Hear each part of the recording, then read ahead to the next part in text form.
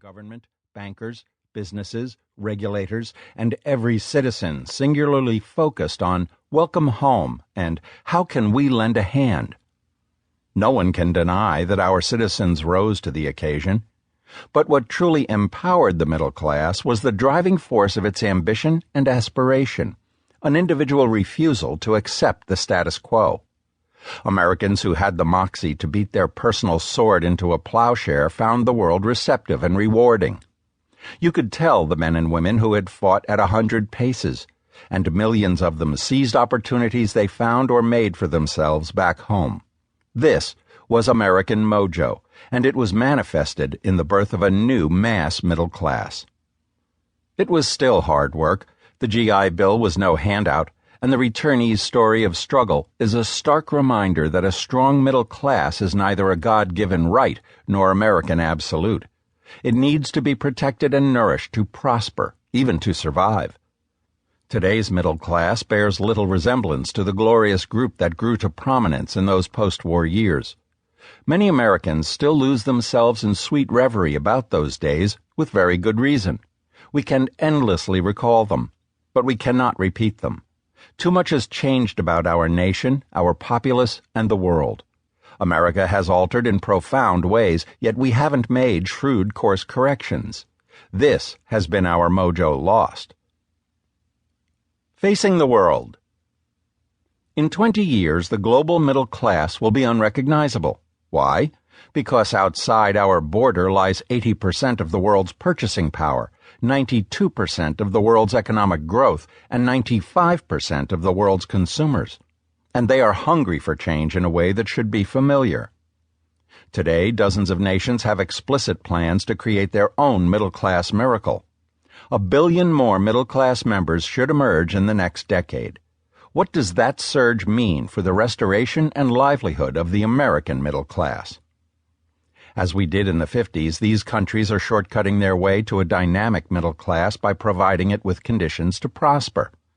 Meanwhile, we drift along, vaguely concerned that our middle class is shrinking, that wages are sideways at best, and that our population is changing right before our eyes. Together we will explore just how seismic these changes have been.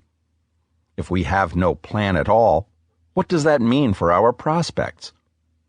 We still look at middle-class problems myopically as purely domestic affairs. The year 1955 is dead and gone. This book assumes the missing global perspective ignored by domestic policy ostriches who so often dominate discussion. When it comes to the middle class, all the world's a stage.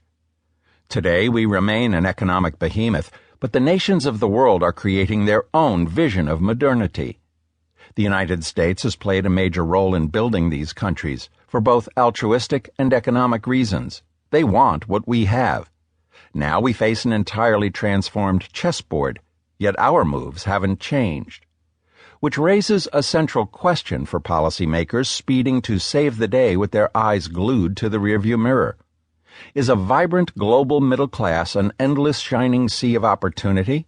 Or is it an infinity pool where water flows over the edge to be distributed to other parts of the pool? To answer, we have to examine how the middle class was created, who was swept along by its momentum, and who was left behind. Otherwise, imperfect recollections will prejudice our ability to embrace the enormous change that is coming. We have to peer into the crystal ball of international growth and make tough choices. There simply isn't enough growth at home to sustain our middle class. There is no case for a strong American middle class that does not involve powerful interaction with international trading partners. Yet the exploding markets in the developing world are uncharted and changing very quickly. Look at a most basic metric, population growth, where the playing field is changing profoundly. Today, the United States ranks third at 320 million people, far behind China and India, who each handily exceed 1 billion. China boasts 1 billion more people than the United States. That much is common knowledge, but in the last few years, change on the leaderboard has been dramatic and less well known. The next 5 nations in size are Indonesia, Brazil, Pakistan, Nigeria, and Bangladesh, which range from 250 to 165 million souls.